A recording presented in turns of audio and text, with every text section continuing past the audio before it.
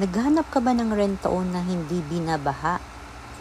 2 to 3K monthly lang. At kung sumasahod ka ng 10,000 basic salary, ito na guys ang chance mo para magkaroon ng sariling lupa at bahay. Syempre pati titulo na rin. So welcome dito sa Velo Italian.